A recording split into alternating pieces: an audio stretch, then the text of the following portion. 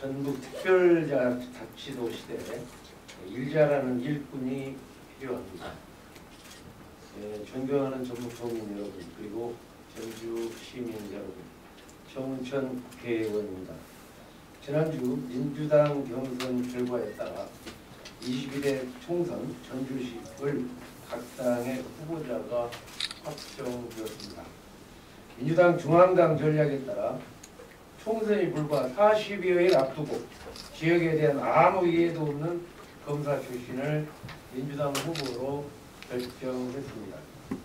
4년 동안 지역 곳곳을 누비며 전주 발전을 위해 준비해왔던 기존 6명의 예비 후보들이 중앙당의 전략에 따라 낙하산으로 내려온 후보에 밀려서 탈락하게 된 것을 매우 안타깝게 생각합니다.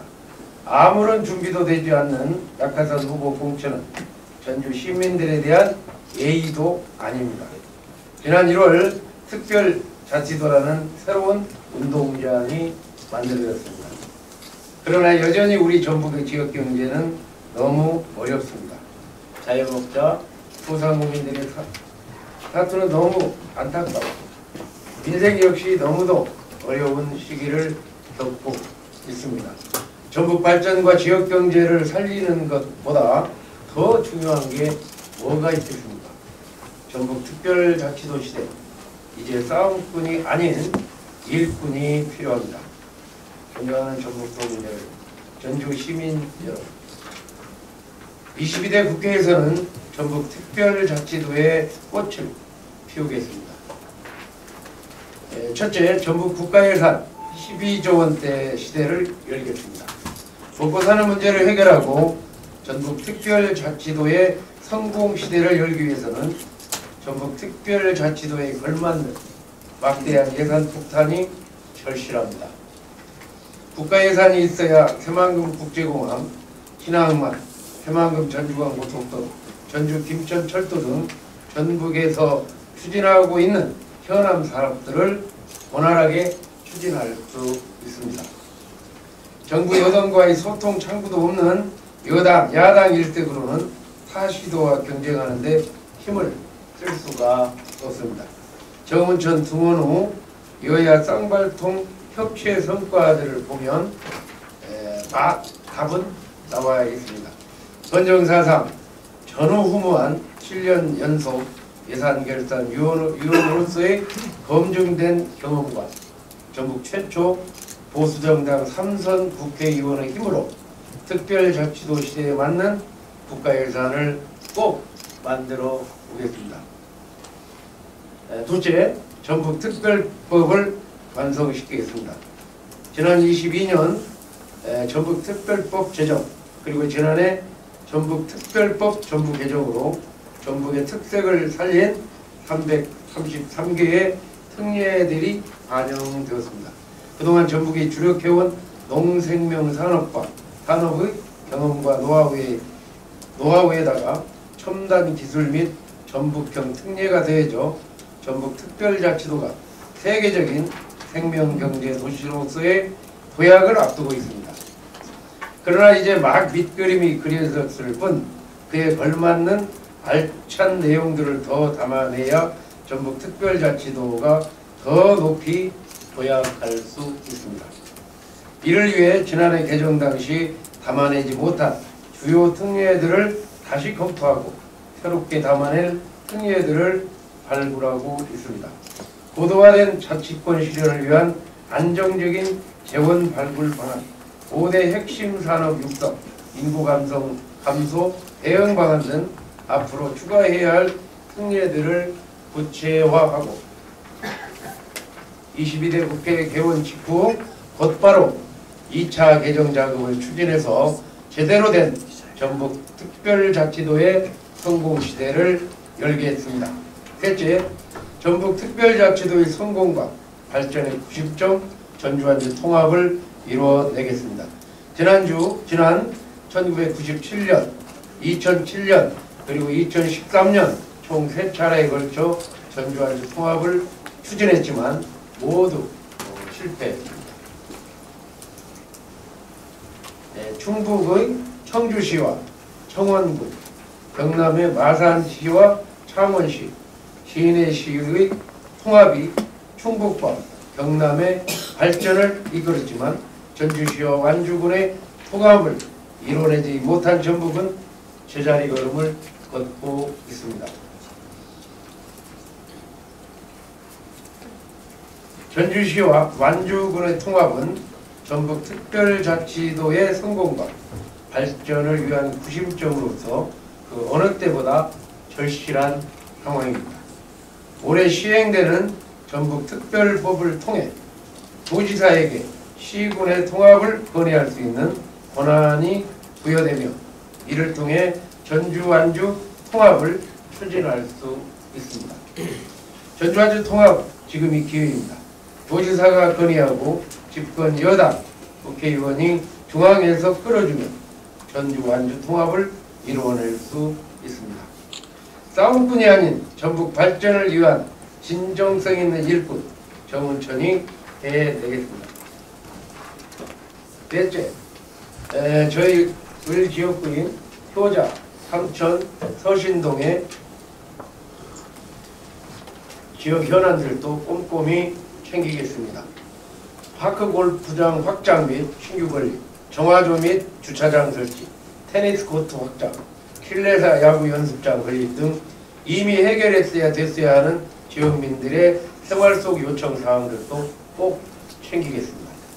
존경하는 전북 주민 여러분, 전주 시민 여러분, 작년 1년 동안 양극단의 여야 정쟁의 싸움판 속에서도 전북은 여야 협치를 통해 전북 특별자치도 출범, 새만금 2차 단지 특화단지 지정과 LG화학, SK온, LS그룹 등 대기업을 포함 10조 원의 투자 협약을 맺었습니다. 완주 수소 특화 국가산업단지 및 익산 국가식품 클러스터 2단계 신규 국가산업단지 후보지 지정 선정 등 또한 전북대학교 글로컬 대학 지정에 따른 2천억 지원 등 많은 성과들이 있었습니다. 이제 특별자치도의 새로운 운동장을 다시 정쟁의 싸움판으로 만들 수는 없습니다. 이번 총선은 싸움만 벌이는 싸움꾼과 일 잘하는 일꾼의 대결입니다. 전 정부에서는 친문검사로, 현 정부에서는 반윤검사로 불리고 있는 분이 싸움판을 만든다면 전북 발전에 큰 장애가 될 것입니다.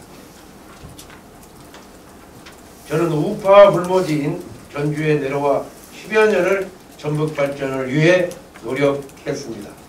지난 8년 동안 임기 중 한 번도 하기 어려운 예산결산위원을 7년 연속 역임하며 6조 원 언저리에 머물러 있던 전북 국가예산을 9조 원 시대로 만드는 데 역할을 했습니다.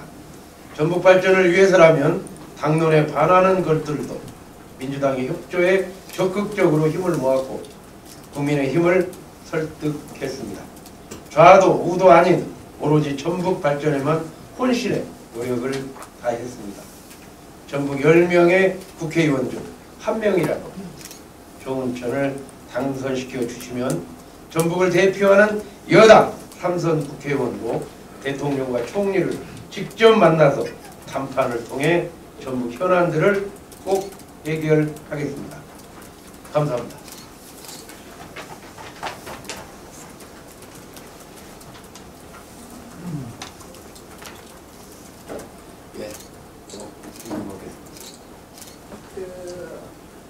대통령과 총리를 직접 만나 답판을 통화하겠다고 하셨는데 답판이 어떤 건가요?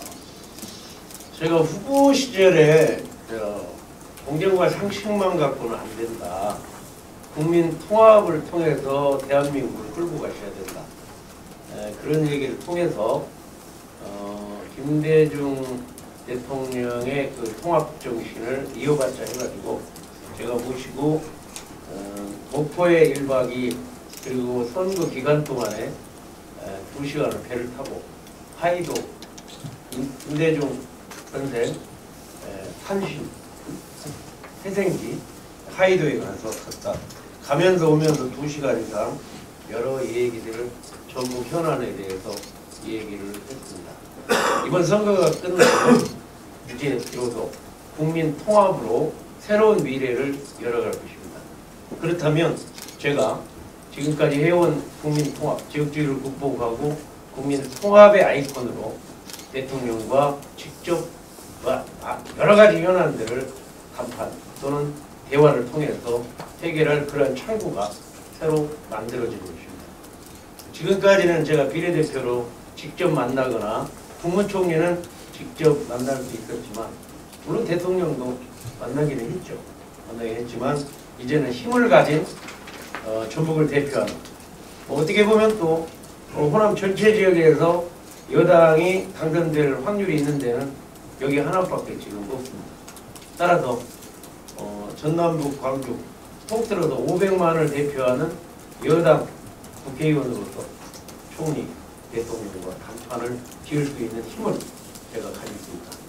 그래 되면 전국 모든 현안들을 직접 제일 위로는 대통령, 그리고 국무총리, 그리고 여당 대표 주변부하고 직접 통해서 해야 할 것입니다. 다만 하나 덧붙인다면 한 번밖에 못하는 예산결산위원을 제가 7년 연속 하게 된 배경은 직접 당대표, 원내대표하고 담판을 했고 그게 안 돼서 국회 로텐더 홀에서 일주일간 당대표, 원내대표를 대항해서 단식 농성까지 하는 전북에 낙후된 전북의 예산 홀에 도저히 안 된다. 나는 해야 된다. 해가지고 300명이 보는 앞에서 제가 단식 농성을 통해서 어필을 했고 그 결과로 2번도 아니고 3번도 아니고 7번 하는 그러한 전후무한 역사를 만들었습니다. 저는 그냥 말하는 정치인이 아닙니다. 어떤 일이 있을 때 꼭 관철하기 위해서 모든 노력과 행동을 해왔던 정치인으로서 앞으로 힘을 가진다면 정말로 우리 전북 현안들의 전북 도민들이 원하는 그러한 일들을 제대로 할 수 있는 그러한 행동하는 정치인으로서 거듭나서 노력할 것입니다.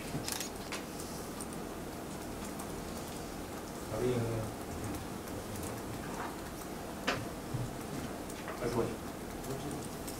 기자회견문에 보면은 좀 이성윤 후보에 대해서 좀 더 방점이 찍혀 있는 것 같았어요. 지역구 현역인 강성희 의원에 대해서 한마디. 아니 나는 정말 이해를 할 수가 없어요. 아니 전북의 모든 권한은 민주당이 갖고 있습니다. 사실 저는 전북구이기 때문에 제가 좋고 제가 96년도에 당선됐다는 그 의무감 때문에 전북을 위해서 열심히 일하는 거지 제가 제도적으로는 전북구이기 때문에 전북을 또 253개 지역구의 n분의 1이죠.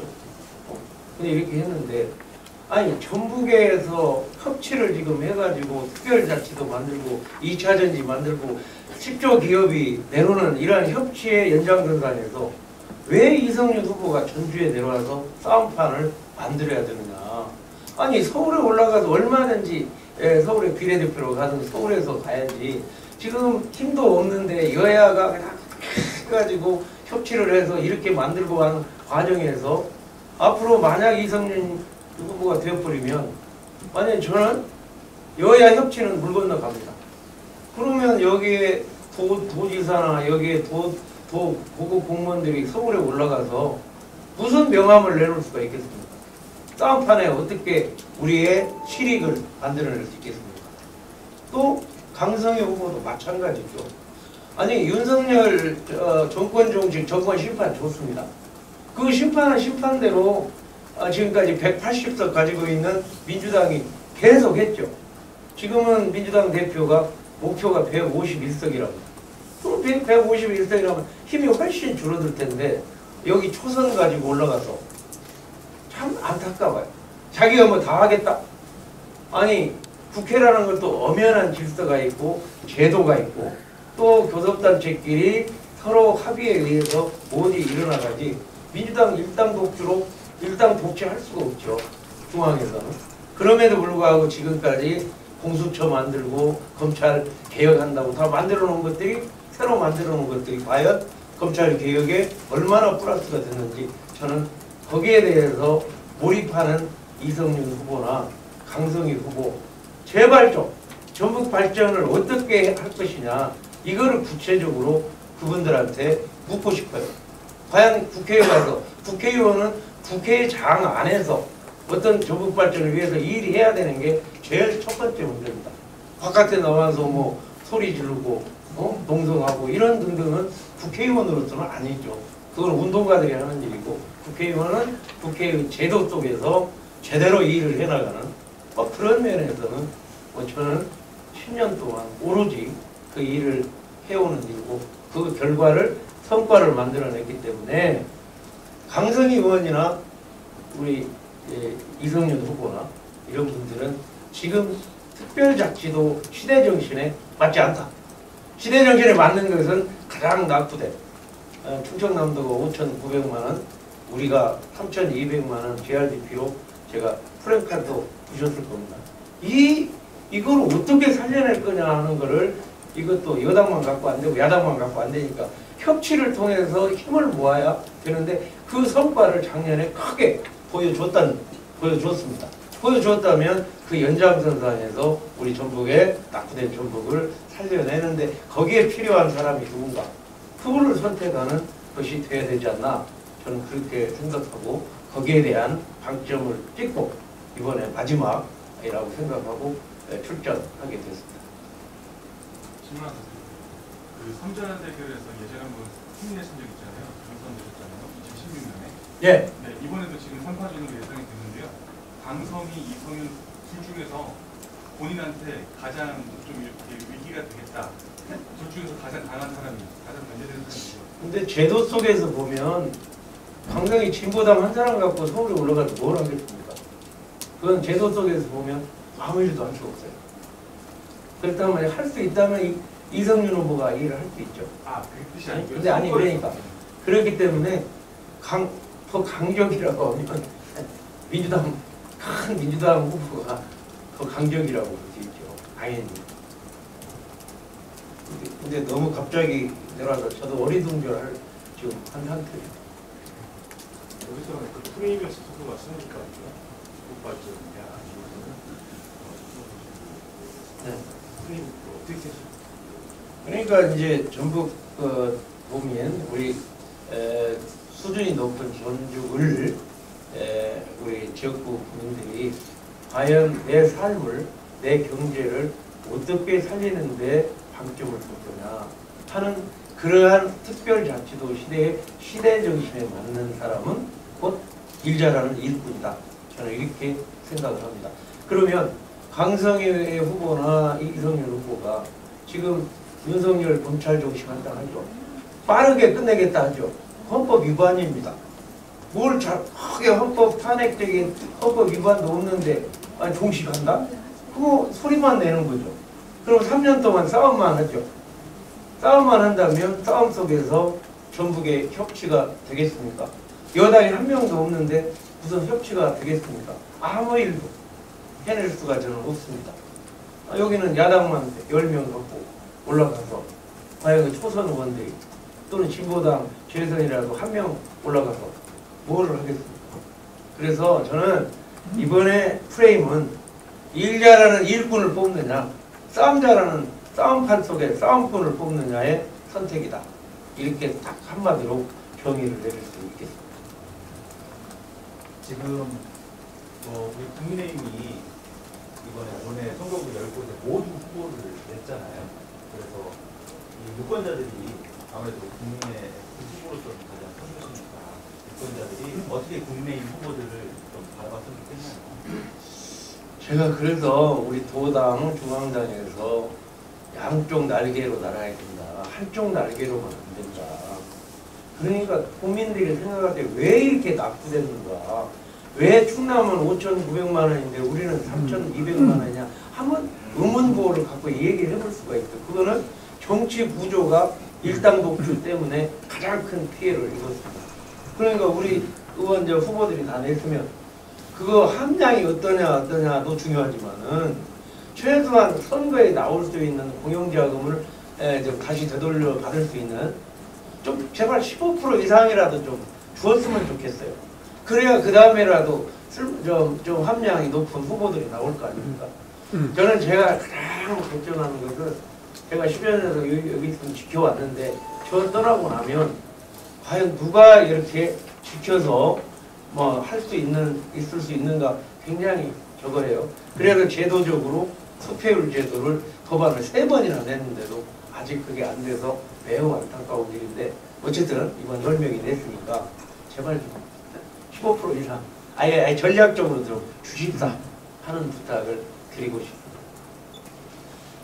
그러니까 아까 들어오실 때 혼자서는 외롭다 이 말씀을 혼자 나서 외롭다 이 말씀을 하셨는데 저는 상당히 시도는 선수들이 많으니까 굉장히 그래서 딱 그런 부분으로 이해는 돼요. 근데 지금 보면 국민이 전국 교단이잖아요. 중앙당도 마찬가지로 좀 어떻게 좀 유력한 후보가 있음에도 불구하고 지원하거나 좀 요새 부분이 좀 예민한 것 같아요. 예. 중앙당이나 우리 교단이 이거는 가장 큰 것은요. 작년 4월달 선거 때문에 하여튼 저희 전북도당으로 망해버렸어요. 작년 4월 선거 때 제가 출마를 안 하고 두 번째 출마한 사람이 8%, 안혜욱이라는 사람이 요구해서 완전 난장판을 만들고 또 탄핵이란다. 헌법재판도 재판받은 통진당의 후손인 진보당이 당선되고 제가 모든 책임을 지고 다 물러나고 있어요. 통합위원장, 그 다음에 도당위원장, 당협위원장, 예산결산 이것까지 다 물러났어요. 그러나 뛰게 해주셔야 돼요. 그렇게 했는데 무슨 힘으로? 그래서 저는 다시 한번 얘기해서 10년이나 이렇게 했으면 좀 평가를